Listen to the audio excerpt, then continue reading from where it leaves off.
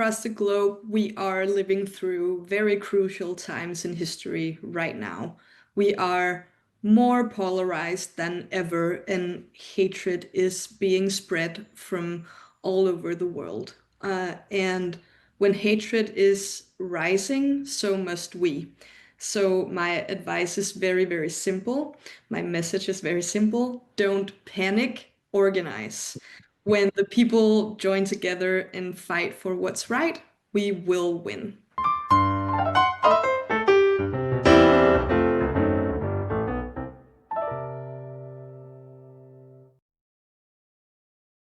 Welcome to another episode of the Left Agora. My name is Akif, and you are about to hear from Sarah Abildskov.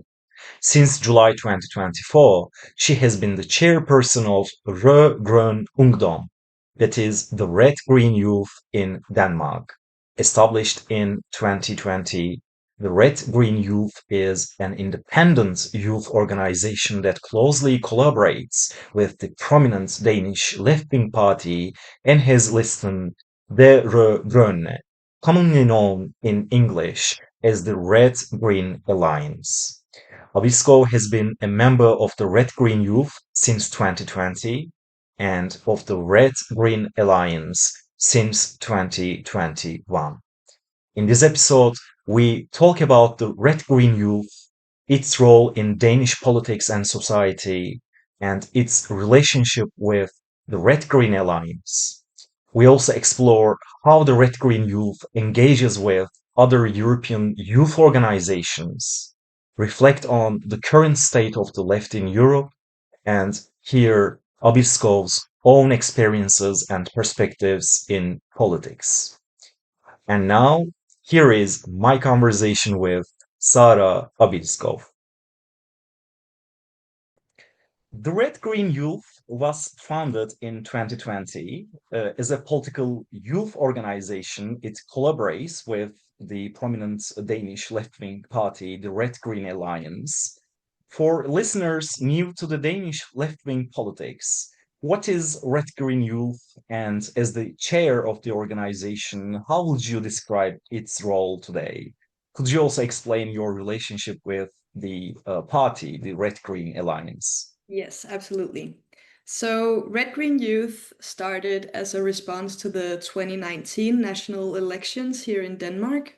Scholars and the media declared the election a climate election because the climate crisis was the dominant topic at the election.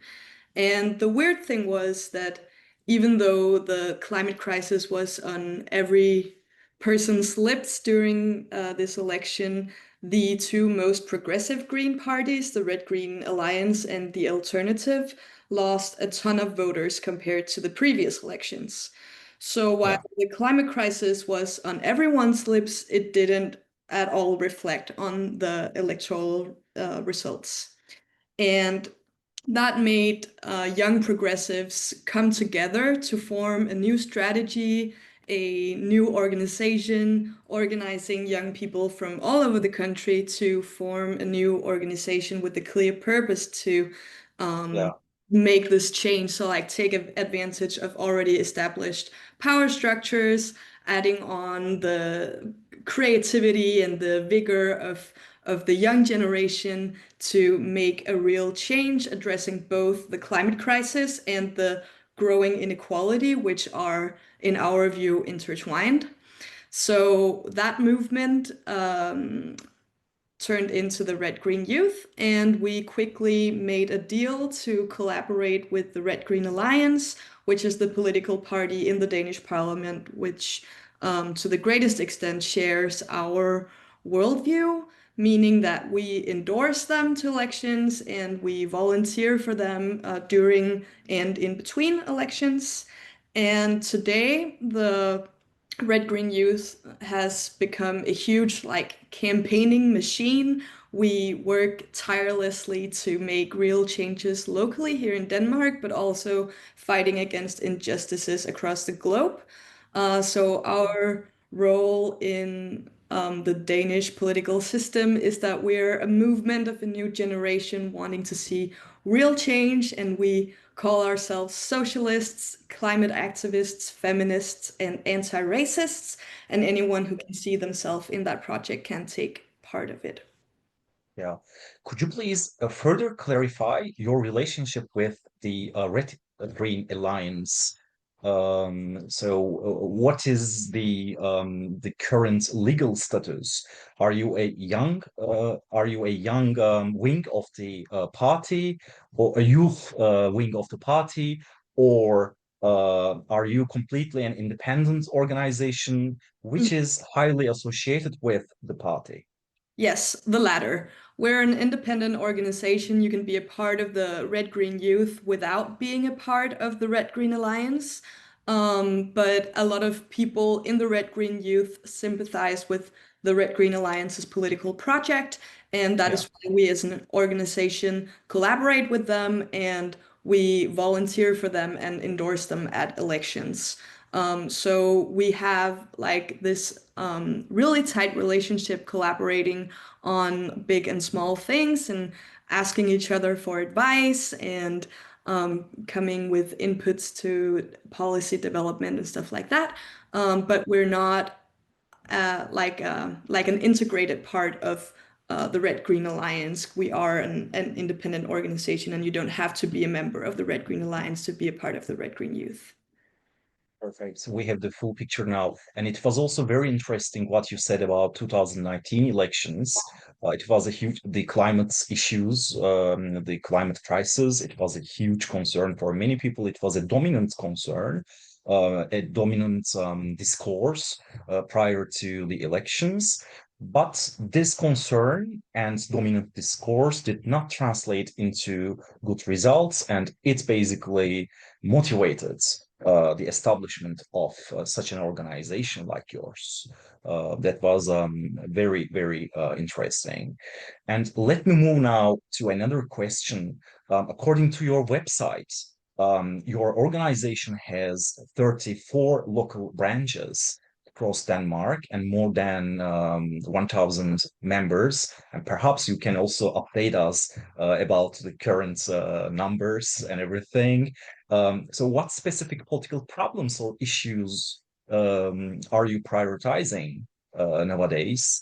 And more broadly, what problems in Danish politics make Red Green Youth its role especially significant? Mhm. So yeah, we're just above 1,000 members, close to 1,100 members, Yeah, which places us like a mid-size youth wing in the political landscape here in Denmark. So yeah, basically, um, we have this issue in Denmark with like decreasing organizing numbers in parties. So people don't get organized into political parties as much as they did before. And that is one of the things that we're trying to change. We're trying to engage more people across the country in politics, making it more relevant so that more people actually can see themselves being a part of political change. So the way that we do this in the Red Green Youth is that we try to make politics and the political issues more relevant to young people. We show up at people's schools, at people's workplaces, at people's yeah, doorsteps, and try to meet other young people where they are, and talk to them about the issues that are currently going on in their lives and how that translates into politics, basically. So we want to meet other people where they are, and we want them to get the confidence to speak up about their problems and their opinions because they are valuable. And we're trying to, and it works. Our numbers are growing, and our organization is growing and thriving. So it really works talking to people. Who would have thought? Um, about the specific political problems that are prioritized in the Red Green Youth right now, I think the most overshadowing and most important issue to us right now is the genocide that is going on in Gaza. The atrocities happening there are really affecting us deeply, and we are super frustrated that the Danish government isn't really doing anything. Like we're still selling weapons and stuff like that to Israel, and so we are doing everything that we can to hold up the massive pressure on the Danish government to do everything in their power to put an end to Israel's genocide and recognize a Palestinian state. So that is like the most overshadowing issue right now. But besides Palestine, we also have local and regional elections going on in Denmark right now. We're going to vote on November 18th. And so obviously that's taking up a lot of our energy right now as well, preparing for that. We're going to campaign to lower people's cost of living, freezing the rent, ensuring free and fast public transit, as well as making big corporations pay up for their irreversible damage that they're doing to our climate. So that is the things that are important to us right now and all the time. And when it comes to our role more broadly, I want to say that in Denmark, we unfortunately have a long tradition of blaming refugees and immigrants for every single problem that is affecting the working class. And to me and to the Red Green Youth, it's crucial to make it painfully clear that the people that are threatening working families don't arrive by boat, but by private jets. It's the growing inequality that is causing our problems. It is not refugees, not immigrants. It's the billionaires who are to blame. The richest 1% own close to one-third of all of the assets in Denmark, and that is a huge issue. They are the ones causing our falling living standards, and we want to make that very clear to every single young person in Denmark. So that is like our main focus that is always relevant, we think. Yeah, it's all clear, and thank you very much for those insights and for sharing your opinions about this. Now, I would like to ask you another question about your opinion about outside Denmark. Are there lessons from other European youth movements you would import? And actually, as a follow-up question related to this one, and actually in this channel, I already asked this question, and I will ask in the future again and again because it has long been that this is an area of curiosity for me to understand how political parties are basically interacting each other in Europe. So are you in active communication and dialogue with other youth movements in Europe? Of course, I'm not talking about Danish political parties and other European parties, but in that case, in this context, your youth movement and other youth movements. But if you have any other insights from political parties and Red-Green Alliance as well, I would appreciate any answer. Yeah, absolutely. So basically, we have great relations to sister organizations across Europe and also even across the world. Currently, we are working to organize progressive youth organizations on a European level to make like Yeah. a big show of force across Europe with young progressive organizations. And besides that, it's really rooted in our DNA in the Red Green Youth to get inspired by other movements from other countries. So we do a ton of like study trips. We've been to Greenland and Portugal and Poland and the US and the UK and even to Palestine. We've been all different places to get inspired by other movements and their methods. And these are both like political parties and youth wing parties, but also different movements such as the Sunrise Movement in the US, who put AOC in office, and we all also worked with our friends in My Voice, My Choice here in Europe, which is a organization fighting for reproductive rights for all women across Europe. So we definitely see ourselves as a part of a global movement, and we think that it's important that solidarity knows no borders, and we actively want to strengthen our sister organizations across the world. So that's why we travel. It's both to get inspired ourselves, but also to help other like-minded people to get into power.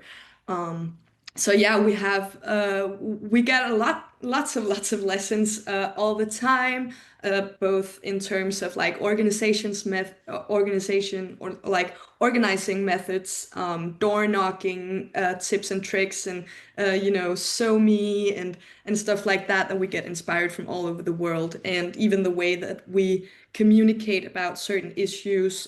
We talk to other organizations to hear about their experiences and what's working and what's not, and stuff like that. So absolutely, we collaborate with other organizations across the globe. They all sound great.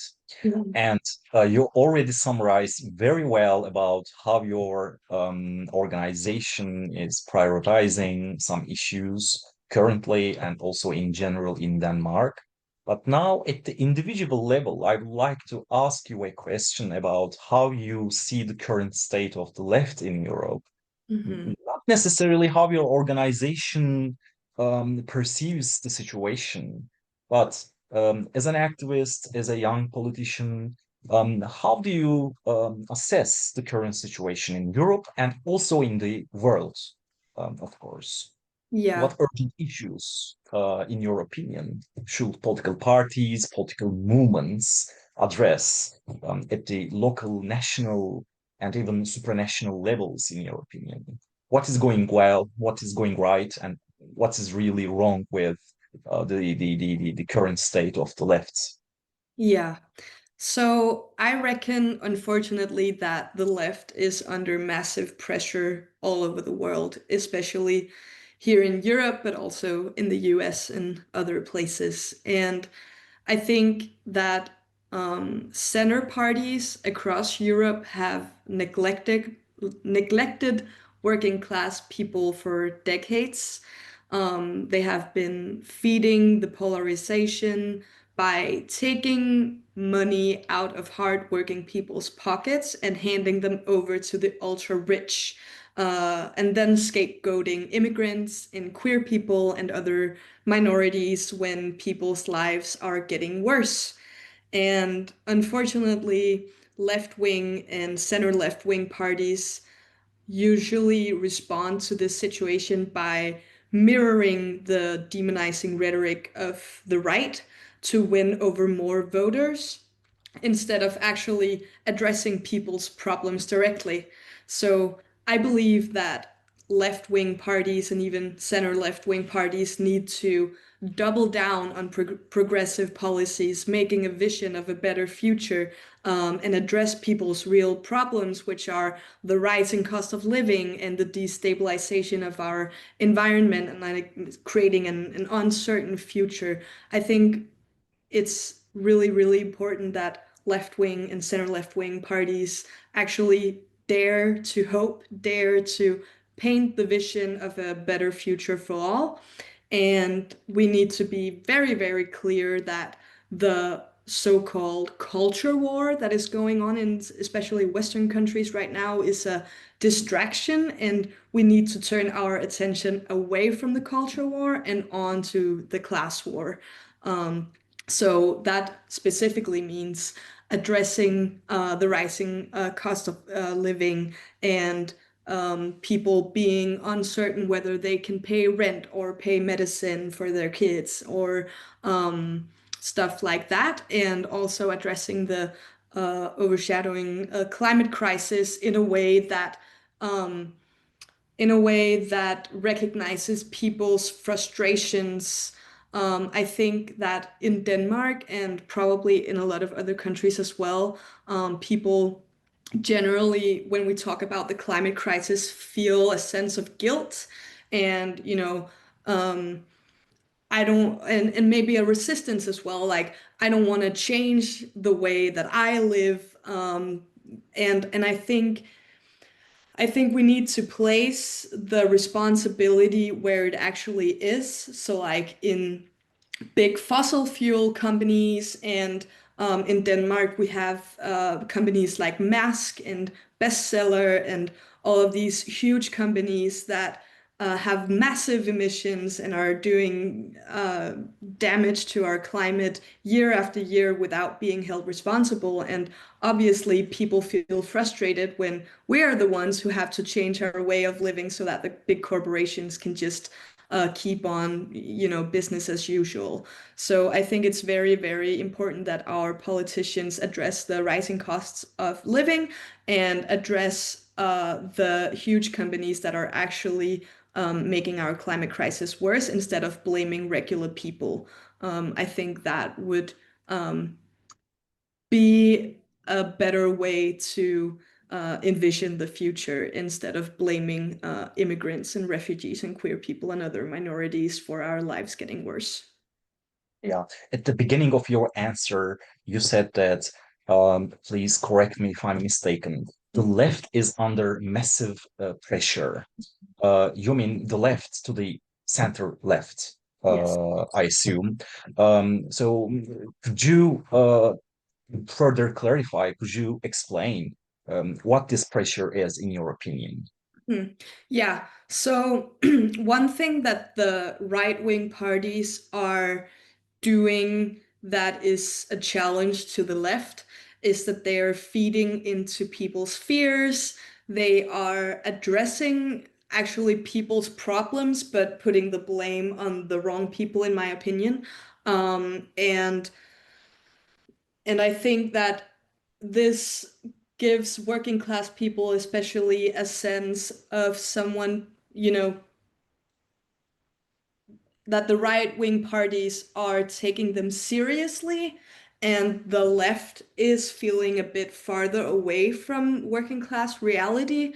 And in my opinion, it should be the other way around, and we have Yeah. to work on that. And I think, the right wing is great at doing populism and addressing people's fears and addressing people's issues in this way. And I think that we need to respond um, to this tendency by be doubling down on progressive policies that are addressing the issues of the working class.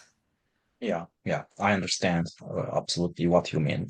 And I would like to now continue at the individual level again, by asking if you would share with us one experience that changed how you think about politics or power in the past, any influential experience. Alternatively, could you share a moment or experience that first drew you to political activism? Yes. So this is a pretty easy one for me because I have one very, very clear example. So I'm a feminist, and I always have been, or at least for as long as I can remember. Women's rights have always meant a great deal to me. And one of the first political movements that I joined was the Danish movement for consent-based rape legislation, Yeah. basically meaning that rape victims have to prove lack of consent instead of presence of force. And the Red-Green Alliance in the Danish parliament already presented this idea like 20 years ago, and they were completely isolated on the issue in the political landscape. The idea was met with mockery, and they weren't taken serious by any other political party. They were completely alone. But about 6 years ago, different civil movements joined together and started campaigning for this legislation, and we actually won. I remember the day and every single that they voted for it in parliament, because every single party, and at that time there were 10 of them, they all voted in favor of a consent-based rape legislation after years of campaigning for it. And that meant a huge deal to me and victims of sexual assault. And it was a huge, huge win. And it really, really showed me that people can win if we join together for a cause. So that was a Yeah. really defining moment for me. Yes, I totally understand. And finally, actually, I would like to ask you, do you have any message that you would like to deliver here for non-members of your youth organization in Denmark, or even for young people outside Denmark who may be interested in joining their own national left-wing youth organizations? Yes. So across the globe, we are living through very crucial times in history right now. We are more polarized than ever, and hatred is being spread from all over the world. And when hatred is rising, so must we. So my advice is very, very simple. My message is very simple. Don't panic, organize. When the people join together and fight for what's right, we will win.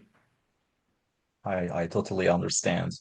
Especially 2020s are very interesting times. The first half of the 2020s has brought some sort of pessimism, in my opinion, for some people, for some young people. But I also agree with you that basically people together are always stronger, and I think they have always a better chance to feel optimistic together. Yes. So certainly, certainly. I actually, if I can just elaborate on that, Please. I read this study that I found really, really interesting, that basically said that left-wing people, or like, yeah, people on the left are generally less happy than people on the right. They're more depressed, they're more angry and sad. And but when left-wing people um, do activism, like actually do something about it, they then become happier than right-wing people, because they wake up every morning thinking, the world sucks, and today I'm gonna do something about it. And I just that just really stuck with me, because Yeah, I totally recognize that picture, that before I was a part of the Red Green Youth, I felt very alone, felt very sad about the world and everything that was happening during COVID, um, yeah, and then I joined, and I have felt great ever since, because I have a chance to do something about the state of the world. yeah. Yeah. Not sorry for interrupting. Yeah, no worries. Not just activism, but I must also confirm that conducting interviews like this one, in my case, is also a source of happiness with especially people, brilliant people like you. Well, thank It's just a great motivation for me to think about the world and everything. It really keeps me also very dynamic. And you just mentioned the COVID-19 pandemic, and I think it was the very year that your organization was established. It Yes. must be difficult to basically, right, to establish your organization in those months, the first months of the pandemic. Yes. So basically, people were organizing for months and creating this huge event that said, now we're doing it. And that was on March 1st of 2020 that people Yeah, came together and established the organization. And 11 days later, our prime minister went on TV and said, now we're closing the whole country down. And so all of these people, hundreds of people who have gotten together to start a organization to do protests and meet with people and go door to door and stuff like that. It all, closed down, and we had to do everything on Zoom like you and me are doing right now. And we had meetings like this for months and months and months, and it was really difficult to see it actually happening, this organization being built. So I'm just extremely grateful for the people who were leading the movement back then, didn't give up, because that means that we 5 years later still have this thriving organization that is really a home to thousands of young people in Denmark. So I'm just very, very happy that they didn't give up. Yeah, March 2020, it is just like yesterday. Yeah, Um, Sarah Abildskov, thank you very much for this interview. Thank thank you. you very much for joining. I deeply appreciate the passion and valuable insights Sarah Abildskov brought to this interview. She was the first guest on my channel from a youth organization, and I truly believe in the constructive and transformative roles such organizations play in politics. For more interviews like this one, join me here at the Left Agora by subscribing to the channel. Until next time, let the Agora echo with new voices.